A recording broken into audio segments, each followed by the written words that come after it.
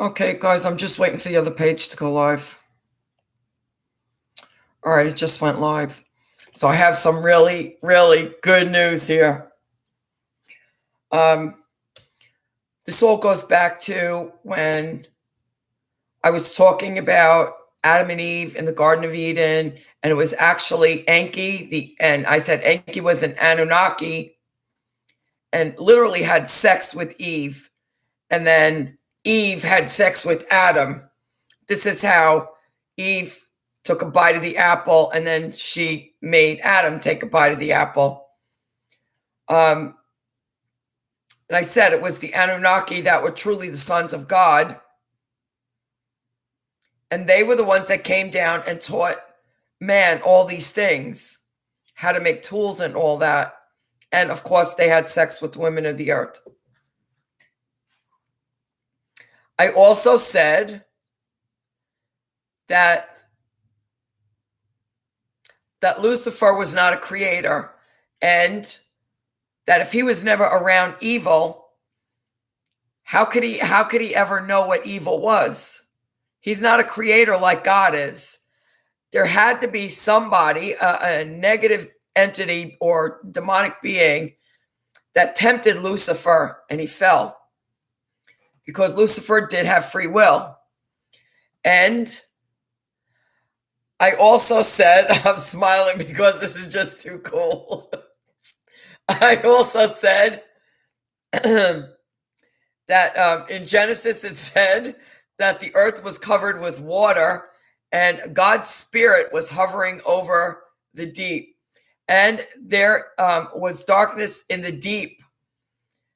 And I related that to marine demons that were already on this planet before God created humans on this planet. And this was given to me. I mean, I had no way to understand these things. This was given to me. So what did I find today? Oh my God, you guys. I'm going to put everything in the description so you can see it. A video came out by The Fifth Kind about the Anunnaki Sumerian gods and the Garden of Eden. It literally supports everything that I said. What it's saying, though, was Enki was from a family called Nangal, which means high princes. So they were sons of God. They were the sons of God. The Nangal were the ones that were the clan that Enki was from. And you remember that I told you that in Hinduism, Shiva has Enki on top of his head. Enki is also what is portrayed in the Bible as the snake that tempted Eve, that had a human face on it. This is exactly how Enki is described. And why is that? I just found out today. And I was in shock when I heard this. The Nangal or Enki, well, it makes perfect sense now, doesn't it? Duh. It's actually a part of the reptilian aliens. The Nangal, they're the reptilian aliens. No wonder why he is described as a snake. Okay? The Anunnaki are also reptilians. Anunnaki have had green skin. The Nangal had white skin. The Anunnaki, they were called Anuna, and the key came at the end, meaning that they were earthbound. The way this was told was that there was a war in space, and it was right after that war that the Anunnaki landed on the earth, and they were stranded here. They had no way to get off.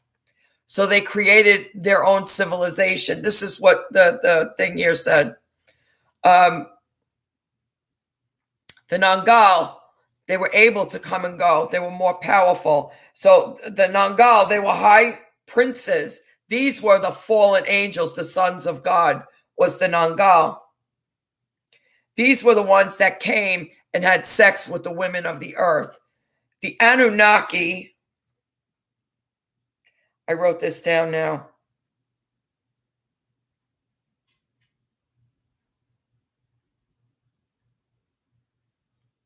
The Anunnaki were the ones that had the powers, the spiritual powers, and they were showing these people the powers, which they should have never done.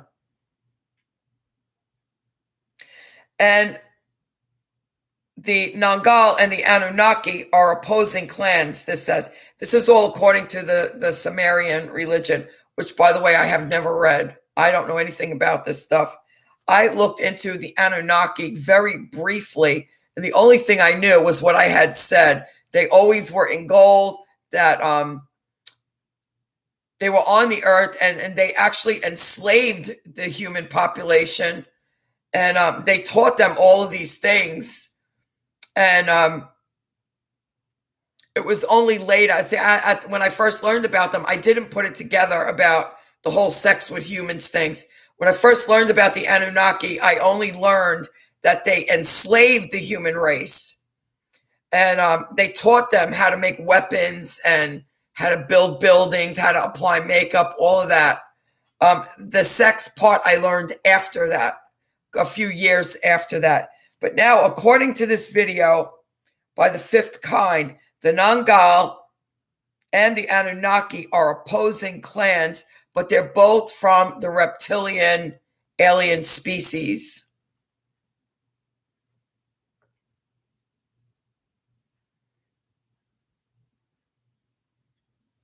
The Anunnaki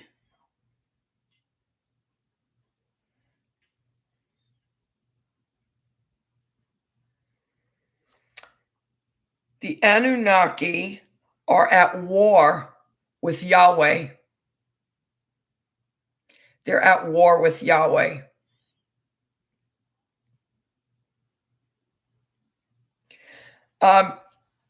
This fifth kind that separates the Nangal and the Anunnaki, this is kind of confusing me because I never looked into aliens before. I don't understand any of this stuff. There's another video that I just found on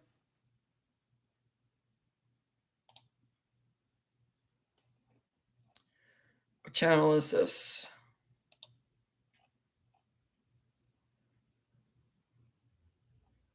Oh, it's the same thing, the fifth kind. Why Are We Here? A Scary Truth Behind the Original Bible Story, full documentary. And they're speaking about just the Anunnaki. And they're talking about that it was the Anunnaki that had sex with the women of the earth, and which was everything that I said to begin with. Now, here's the thing I want to show you guys.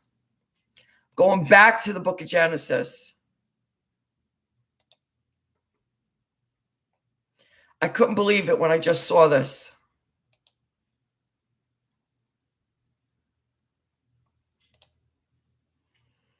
So it's Genesis 1:28.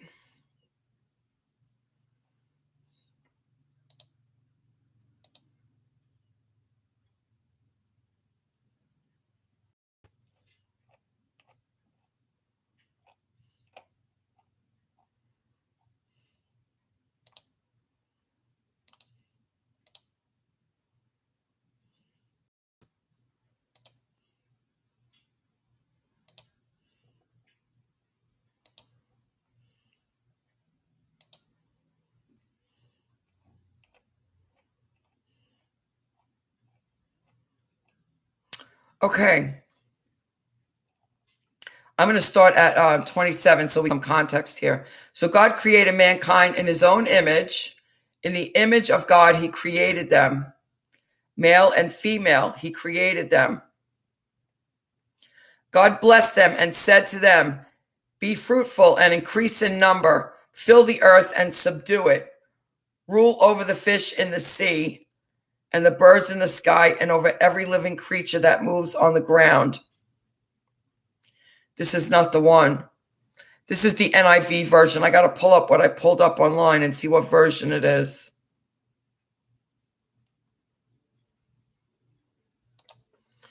This is not the one.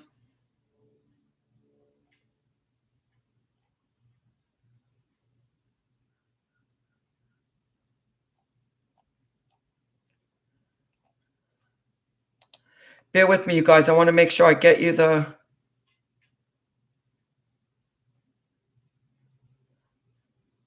we got one here from Bible Hub.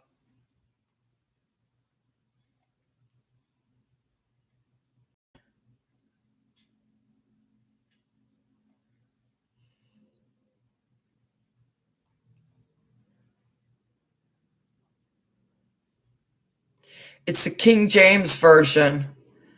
I should have known. The King James Version. Here's what it says.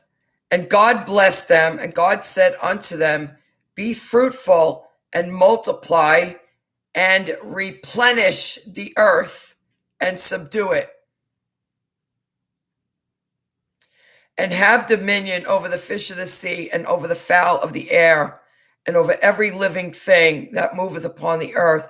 It says replenish the earth, which means the earth was full at one point before their creation. He's telling them, not like the other verses are saying, be fruitful, multiply, and fill the earth. This is saying replenish the earth. So the earth had inhabitants on it before this time. You know what I'm getting a thought to do right now? I want to see if I could find the true number. How many times was the earth destroyed?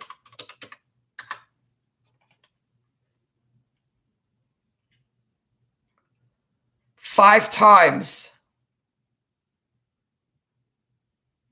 National Geographic. Okay.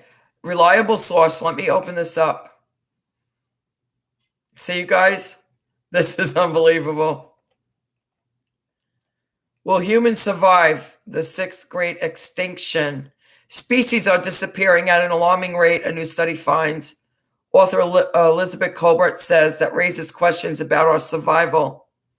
In the last 500 million years, life on Earth has been nearly wiped out 5 times by such things as climate change, an intense ice age, volcanoes, and that space rock that smashed into the Gulf of Mexico 65 million years ago, obliterating the dinosaurs and a bunch of other species. These events were known as the Big Five mass extinctions, and all signs suggest we are now on the precipice of a sixth.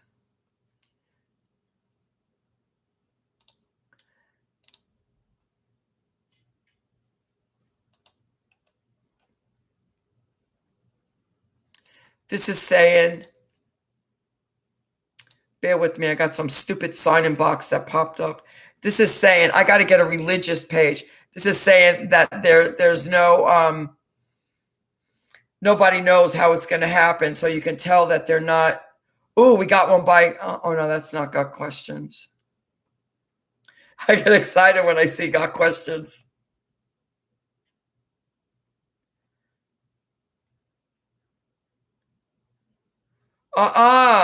There's one here. It says 10 times the earth was almost destroyed. This is a video on YouTube.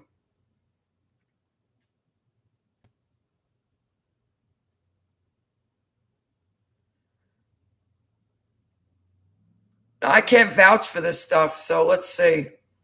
Oh, this is history.com. And this is saying 10 times the earth. Oh, is this history too? Yeah, this is the History Channel, but it's on video, so I will put this in the description too. Let's see what the History Channel says.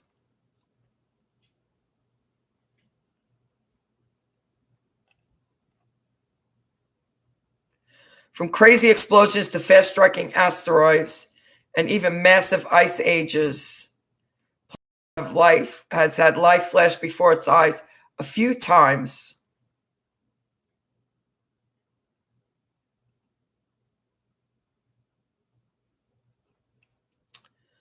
Let's see.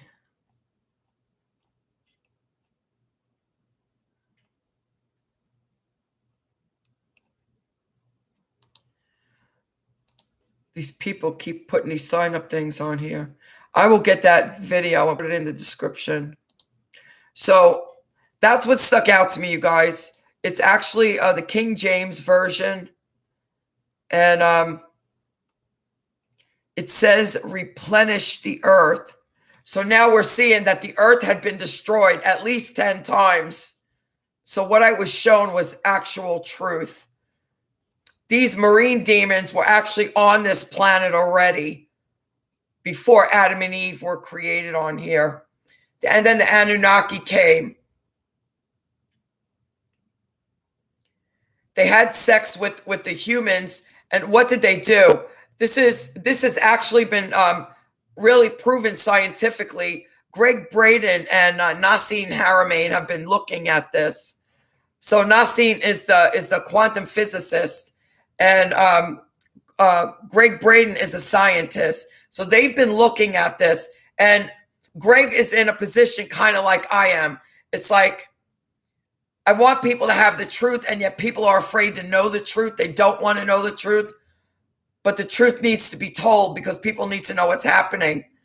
And Greg Braden's in the same place. He's telling the professors in the colleges, why are you still teaching this what's the name of it? The evolution theory that we evolved from apes. It's not true. So what happened? It's actually when the Anunnaki came down and they had sex with the humans that they upgraded the DNA. This is what happened. This is what happened from the jump from caveman to who we are right now. And they are back right now. And this is why they're all out here having sex with people again. They're upgrading the DNA again. Now, as I said many times, the only thing that I don't understand is why are they upgrading the DNA? From the first time they did it, it's well known that it was to destroy the purity of the bloodline so that Jesus couldn't be born on this planet. Jesus couldn't be born to a human because the DNA wouldn't have been pure. But the Lord made sure that actually did happen, that there was a pure bloodline that Jesus could be born to. So still my question is, why are they upgrading the DNA again? This is what I don't understand. So the Anunnaki, it's all being verified now and supported for me through everything that I'm seeing now and what I'm being led to. They in fact were the sons of God. They disobeyed God.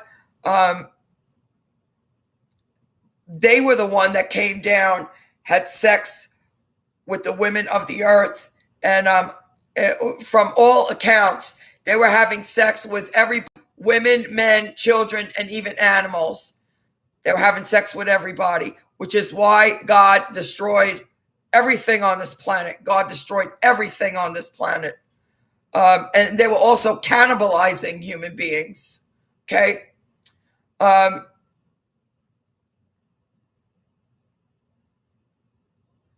So what was it? I'm getting a list here. So the fall of Adam and Eve, this is why it was so egregious.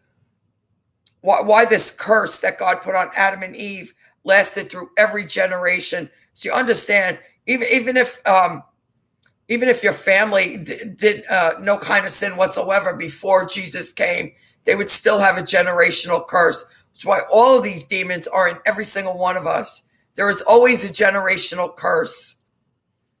And I'm going to tell you something, knowing what I know now and understanding the ways that the cosmic laws are, that the parents are spiritually responsible for their children until they reach legal age. I believe it is in the best interest of a child that the parents have them baptized as children, because the Holy Spirit can infill that much sooner. The child can again go on their own as an adult if they so choose to get baptized in immersion. But as long as the parent is spiritually responsible and legally responsible for their child, they are stepping in for that child. And if a parent is able to legally step in for a child and break curses, then that baptism on a baby through the agreement of the parent is absolutely legal. And it doesn't matter what any religious Pharisee out here wants to say. As far as cosmic law goes, because that parent is stepping in and is legally responsible for that child, and they can cosmically break curses on a child until they reach legal age, that baptism is legal in the cosmos. And that's where I stand on this. This is all hatred you got going on. And this is what all these demons are doing. We all hate each other for the color of our skin, and religion is the next best thing, the next biggest thing that we all hate each other for. And this is all in Satan's kingdom. This is what he wants. You're disparaging people because they baptize children. And yet these same people who are disparaging Christians are the ones out here teaching that parents can break curses from their children. Where's the brain cells here?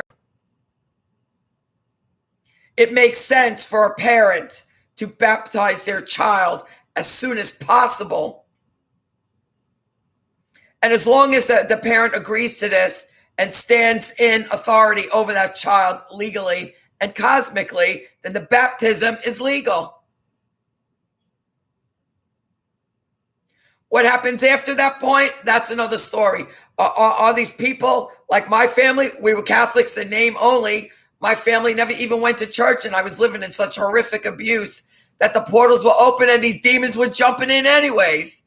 Does it matter? Well, it matters if the child is born to a family that is truly, truly on a path with God. It does matter. And nobody should disparage anyone who baptizes a child. It's legal cosmically. So what's the problem out here?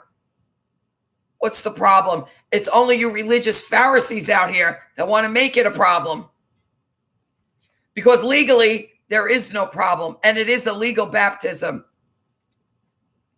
So as of right now, we know that the earth has been destroyed approximately 10 times.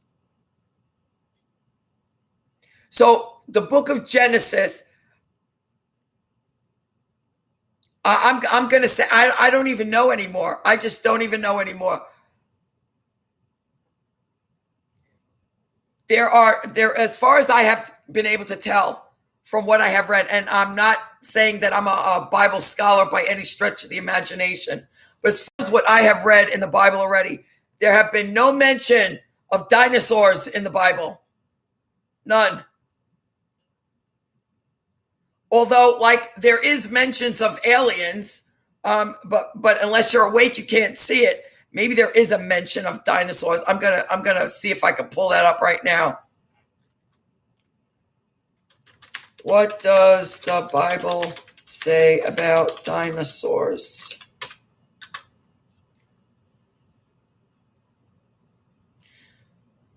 Genesis and the Bible. Genesis, dinosaurs and a Bible. Genesis apologetics. The myth of evolution.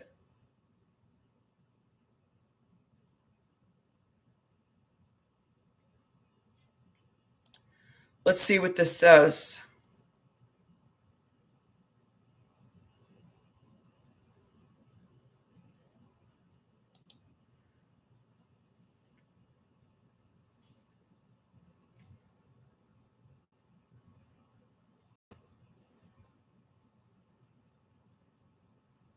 Debunking the 7 myths that deny the historicity of Genesis, creation, and Noah's flood. A video-based training program to help students keep their faith in college.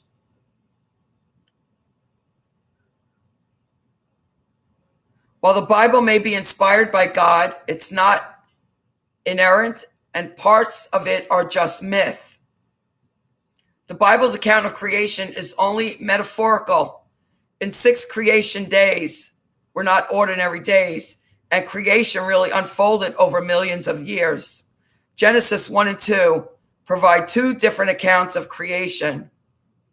Adam and Eve were not real people, only allegorical figures in the story of human evolution. The Bible's account of Noah's flood is just myth and was drawn from writings in the ancient Near East. Moses did not actually write the first 5 books of the Bible. Dinosaurs died out millions of years ago, did not walk with man, and are not mentioned in the Bible. Well, I don't know what this thing is. Genesis Apologetics. I don't know what this thing is. I'm going to look to see what else is out here. See, I've never seen anything about dinosaurs in the Bible.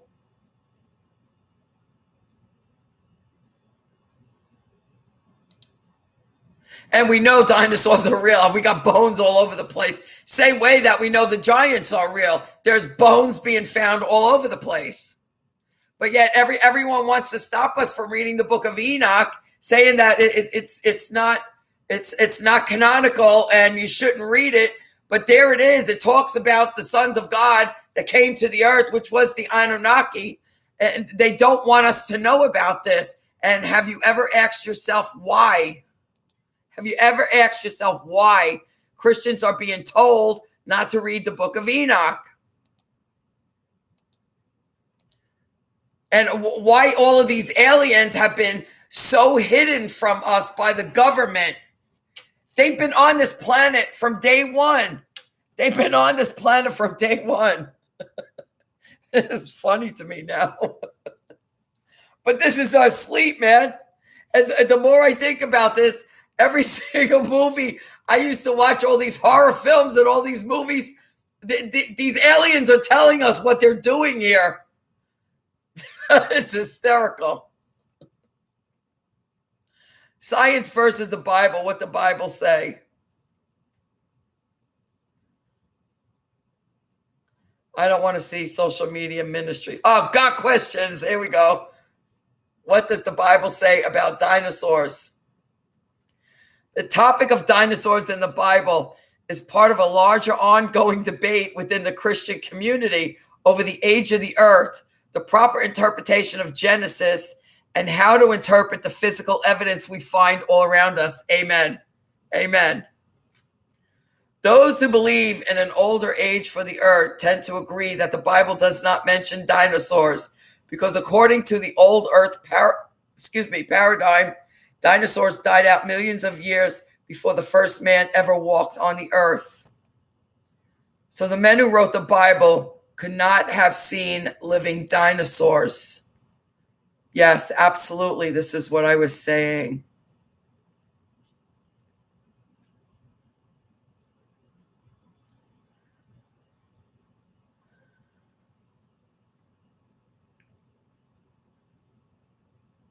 So it's talking about some kind of sea monster or serpent.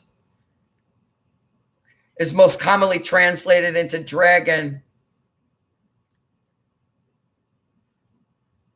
The Tanian appears to have been some sort of giant reptile. These creatures are mentioned nearly 30 times in the Old Testament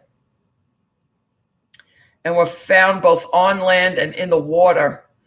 Another Hebrew word, Leviathan, transliterated Leviathan, is used 6 times in Scripture and refers to some type of large, fierce sea creature. The description of Leviathan in Job 41 gives the impression of a strong yet graceful, unstoppable creature against which weapons are unavailing. Nothing on earth is its equal. And I've already showed you where actually the Bible describes Leviathan as the true Satan, the God of this earth, is Leviathan. Genesis literally says the dragon, who is the devil and Satan. So it is Leviathan, not Lucifer. It is Leviathan. I'm getting so excited, you guys. I can't get enough of this.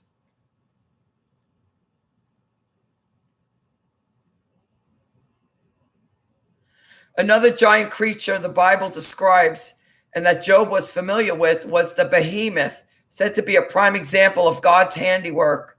The behemoth is a huge plant-eating animal that dwells by the water. Its bones are like tubes of bronze, and its limbs are like rods of iron.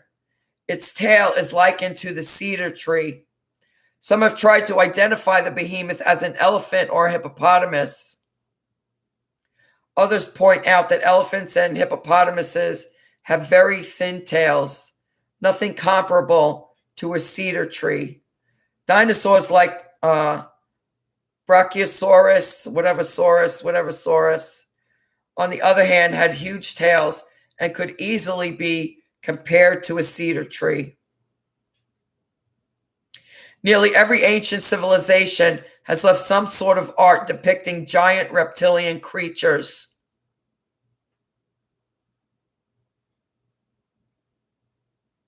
Petroglyphs and clay figurines found in North America resemble modern depictions of dinosaurs. Rock carvings in South America depict images of creatures resembling Triceratops and Tyrannosaurus rex. Roman mosaics, Mayan pottery, and Babylonian city walls all testify to man's transcultural, geographically unbounded memories of these creatures.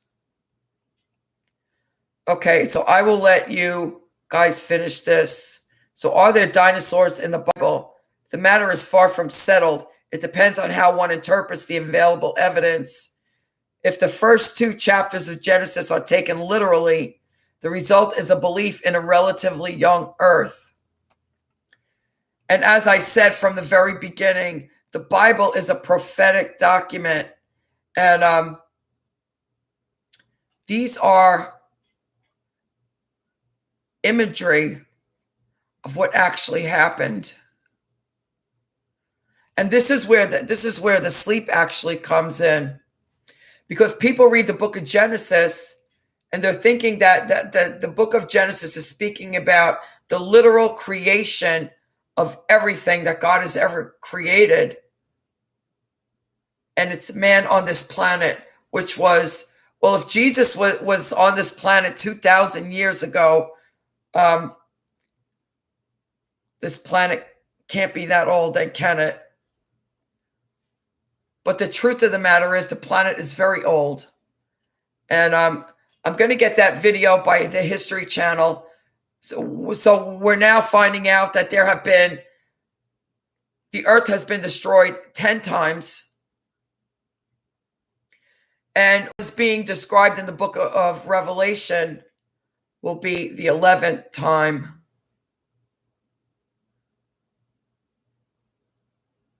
I wonder what that number represents.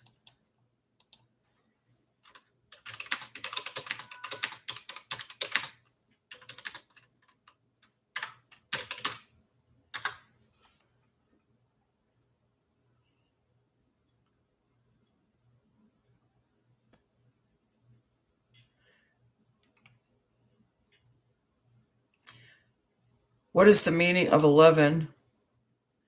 11 is the hour master number, which represents intuition, sensitivity, and awareness. This is why this number often appears when you need to make an important decision or be aware of some tendency people around you have regarding your life, a friend's jealousy or envy, for example.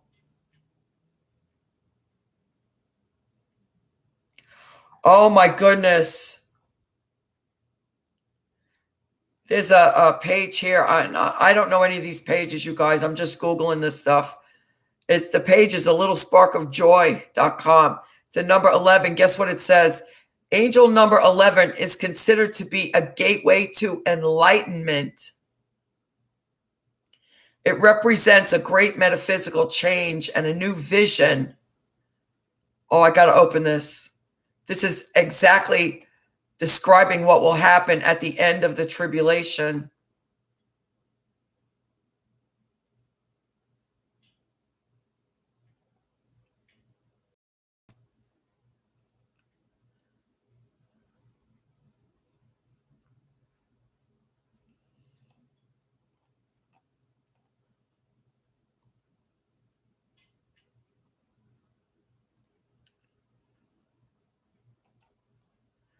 Where was it? What I saw?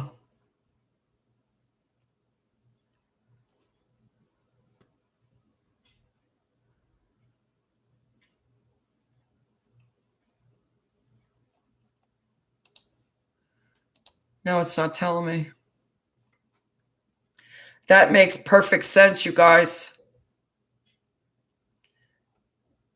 That was wild. It's a gateway to enlightenment.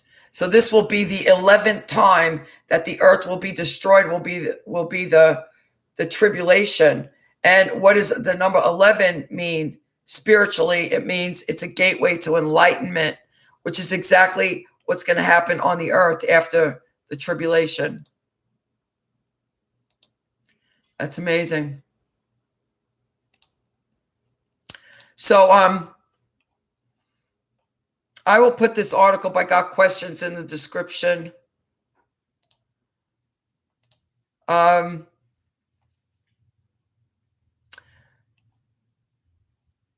So it was Genesis 1:28, the King James version. The regular, I'm seeing that there's a New King James version. The New King James version says the same thing as the NIV. It is the original King James version that says, "Be fruitful and multiply and replenish the earth and subdue it," which right away it was opened, replenish the earth, which means the earth was inhabited before this time. Do you understand, you guys?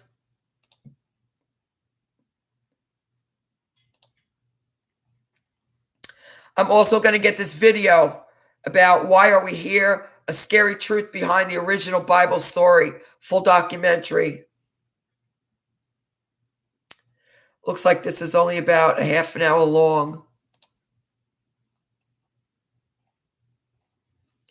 So the Anunnaki are actually reptilian aliens. Sadly for us, the reptilian aliens, as far as anything that I've ever heard about the reptilian aliens, is that they hate humans. They hate humans. This actually falls right in line with what the Bible teaches, that the devil hates humans because we were God's creation. This is, in fact, everything I've heard about the reptilians, and I don't know much about them, except they look like reptiles, and they were green, and they hate humans. They're actually very mean.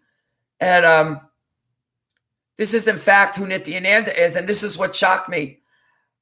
When I started fighting with him on the computer, I told you I never studied this alien stuff. When he came out and said he was an alien, for 3 days I was trying to find my footing because he just blew me away. My whole reality just shifted. And when I started finding out all the crap he was doing, out of the blue, and I don't know why, just out of the blue, I started calling him Lizard Man. And I don't know what made me do it. This is what I got because he came out and said he was an alien. And the only thing that I ever heard about the reptilians is that they hurt humans. And I started calling him a Lizard Man. Well, little did I know I was actually correct. I was actually correct. So what did the Holy Spirit just show me now? I told you that the angel came on my page 9 years ago and told me he was my counterpart and I was going to have to defeat him. And so how this has all played out, right? Remember, I keep telling you links in the chain and the puzzle pieces and the popcorn trail or the breadcrumb trail, whatever you want to say. So with all the hints and everything that have been shown to me, I came up with, I believed him immediately when he said he was an alien. I believed him immediately because I had experienced his powers. And I didn't have any question about that. It was the understanding or the learning about the sons of God who came down and had sex with the women of the earth, and this whole story that happened. And then the upgrading of the DNA. And this was also, I have to tell you, a part of Nithyananda's teaching in his program, that he told everybody that when the earth gets in trouble, those beings come out and they are from the center of the earth. he said that there, and I just found the planet too, you guys, listen to this. He told us this, that these reptilian beings, they reside in the center of the earth, and there is also a planet right at the edge of the solar system. And what is that planet called? Near Rubu or something like that. Nibiru. There's an actual planet where these reptilians come from. So, and Nithyananda actually said this. So he said he was in the center of the earth and he came out. And he said these beings come out when the earth is in trouble and they upgrade the DNA. That part I still don't understand. So the more kept coming out, more clues kept coming out. Then we understood, I said, the Watchers. I understood that the Watchers were the only one who had the body part that could impregnate the women of the earth. So it had to be a Watcher. So I said, if he was my counterpart, then I must be a Watcher from the light. No, here's what it is. Here's what it is, you guys.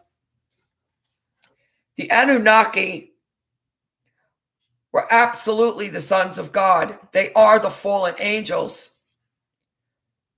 They have done all of these things that Enoch said they did. The Anunnaki are now absolute enemies of Yahweh. The Anunnaki are who we are all calling demons. And it falls right in place with what the mystics community. See, this is what I'm telling you guys. When you have fear and you count everything as being demonic and you don't want to know the truth, you're cutting off your nose to spite your face because you will not know what's happening around you. So the truth of the matter is, what the mystics community knows as the reptilian species of aliens who absolutely hate humans, well, it falls directly in line with how Satan is described in the Bible, or the devil is described in the Bible, about how he's trying to destroy God's people. The Anunnaki are in direct rebellion against Yahweh. So the battle that I'm in with Nithyananda spiritually is that he is a reptilian and I am from the lineage of Yahweh. And this is how this is playing out. And we're both up fairly high in hierarchy. Now, where exactly I am, I don't know. I don't know what he is. Right now, the only thing I know is that he is a reptilian species of alien, and I am from the kingdom of Yahweh, and we are direct enemies to each other. And this makes perfect sense from the way this guy has treated me from the very beginning. From the second I started following, he had his people hacked into my stuff. 7 years or 5 or 7 years before I even knew these people were hacked into my stuff, they were already hacked into my stuff all those years. So right from the beginning, this guy knew what I didn't know. Okay? So what I'm seeing right now, what I was shown right now, is the Anunnaki are at battle, are at war with Yahweh. And in fact, if you break it down to everything that's written in the Bible, it's what I said. It's Satan against Jesus. This is what it boils down to. And you see, the same thing is being said in the mystics community and the occult, using different names, different words. I want you to understand from one of these videos that I listened to how the Sumerians talk about the creation story was that the Anunnaki were stranded on this planet after a war in space. They were stranded on this planet. And they thought that they were going to create a civilization here. And they whatever people were here, they took high up on a mountain and they called that place Eden. And they made the people there worship them as gods. Do you understand? And what came to me immediately was Ezekiel. The way Ezekiel talked about these spacecraft. And He said when the glory of God, one passage he said, when the glory of God passed by him, he had to hide in a crevice of the mountain so that he wouldn't be hurt. This was a spacecraft, you guys. This is what it's all about, that the government doesn't want any of us to know. I think this is hysterical at this moment. This is really hysterical. So this is what it is. There are, how one of these videos said it, it's exactly like what the Hindus are labeling their people in castes. So the Nengal is a higher caste than the Anunnaki. That's what that guy said. I'll put both of those videos in the description so that you can hear them. And you can decide for yourself what you think about it. The only thing that I can tell you guys is I have the experience with Nithyananda here, and I've seen too much to not believe that any of this is true. And this is not conspiracy theory. You see what I'm going through with this demon. There's too much that have happened. And as I said, my eyes are wide open. I am wide awake.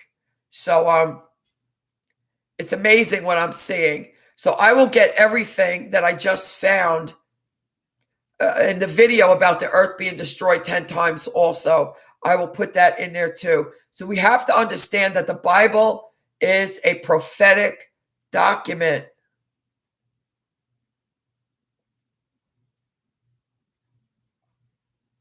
And even in the beginning, when the story of Adam and Eve is starting, and the Anunnaki tempt Eve, Eve was in spirit at that point. And many people have never caught that she was in spirit. And then God gave them a wardrobe of skin, a clothing of skin later when he put them in the world.